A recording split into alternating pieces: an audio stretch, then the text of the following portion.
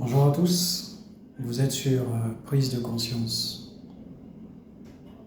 Aujourd'hui, nous allons parler et nous adresser à nos frères et sœurs, peuple africain. Le message de ce jour va tellement m'écœurer que je me dois vraiment de partager cela avec les concernés. En parlant de nos frères et sœurs africains, je m'adresse personnellement au Bénin, au Togo, au Nigeria et à tout pays qui se sentiront concernés par ce message. Nous avons jusqu'au jour d'aujourd'hui des vidéos de comment nos ancêtres, nos grands-parents ont subi durant ce temps appelé le temps de l'esclavage. Si il y a une chose qui va aujourd'hui tant nous révolter à l'égard de l'Occident, c'est cet esclavage que nous avons eu à subir. Mais aujourd'hui, le message va être très loin de leur être adressé, mais à nous-mêmes, peuple africain. Mes frères et sœurs, comment est-il possible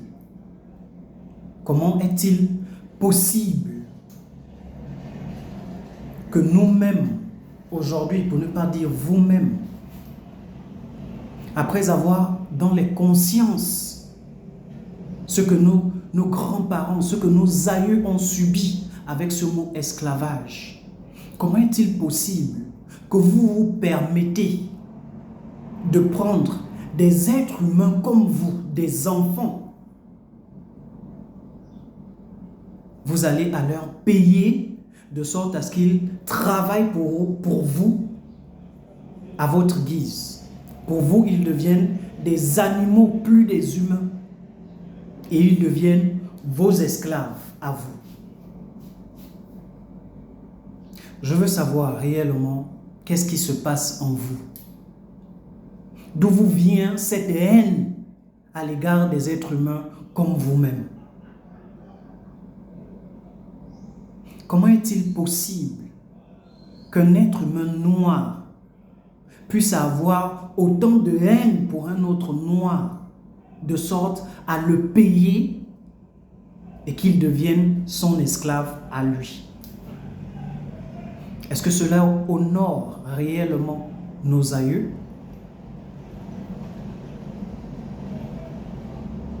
Ce qui va être le plus triste dans cette histoire, c'est que vous qui vous permettez de faire ça, d'esclavagiser vos propres frères et sœurs, il y a certains parmi vous qui ont été eux-mêmes des esclaves. Vous êtes nés, vos parents ou vos tuteurs ont eu des soucis, ou ont dit au revoir au monde des vivants. Vous vous êtes retrouvés abandonnés à vous-même, vulnérables. Des personnes ont profité de vous, vous ont acheté et vous êtes devenus leurs esclaves pendant 10 à 15 ans. Mais une fois vous-même libérés de ce sort, comment est-il possible? Vous avez tout en mémoire de ce que vous avez subi durant ce temps.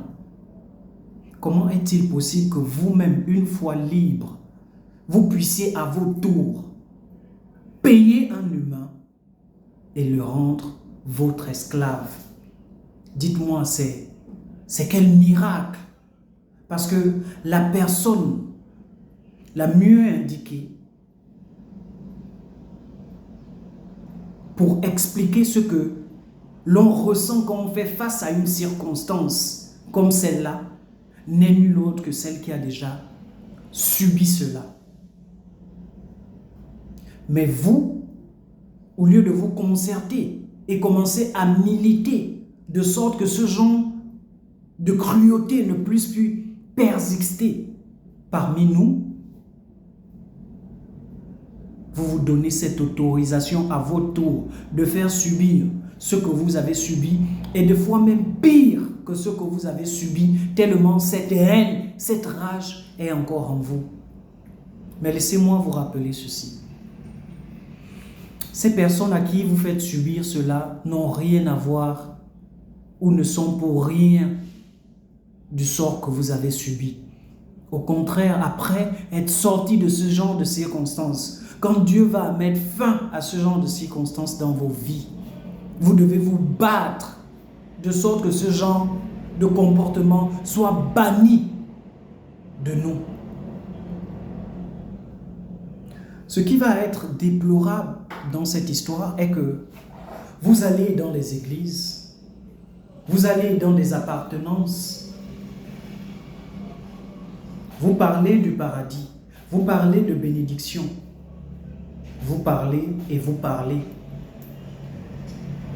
J'ai une question pour vous. L'un des commandements qui nous a été donné est d'aimer son prochain comme soi-même. Un commandement, pas un verset ou quoi que ce soit. Un commandement qui dit d'aimer son prochain comme soi-même. Est-ce que le traitement que vous avez à l'égard d'un humain comme vous, d'un enfant qui vient de perdre ses parents, qui va se retrouver tellement dérouté et perturbé, pour vous, la situation de vulnérabilité dans laquelle il est, qui va être à votre avantage de l'avoir à moindre coût et de faire de lui ce que vous voulez. C'est-à-dire, vous l'empêchez de vivre. Vous le faites exister pour que vous puissiez vivre.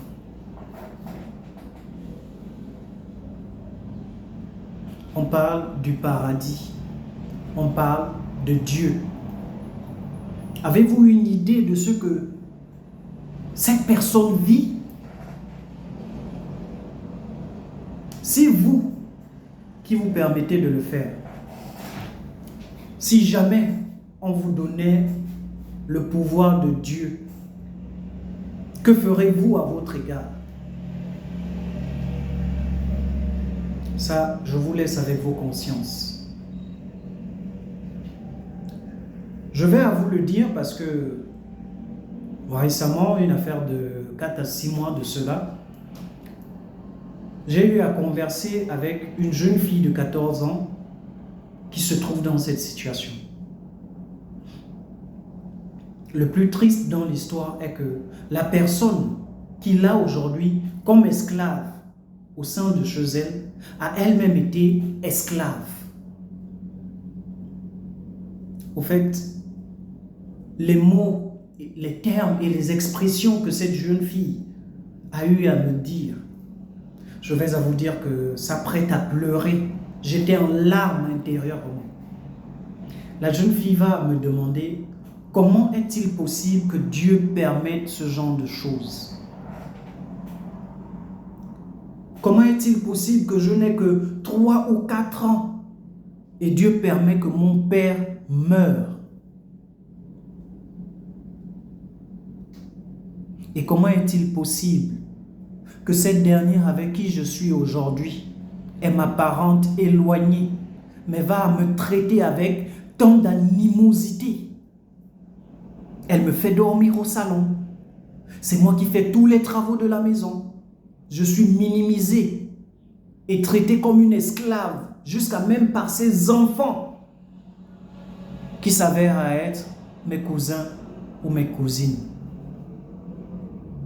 Dites-moi, est-ce que vous savez ce que vous causez dans la tête des êtres vivants comme vous?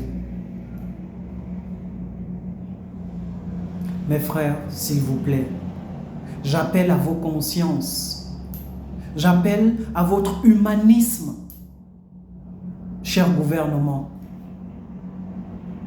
Comment est-il possible que nous puissions encore autoriser ce genre de comportement à l'égard des êtres humains?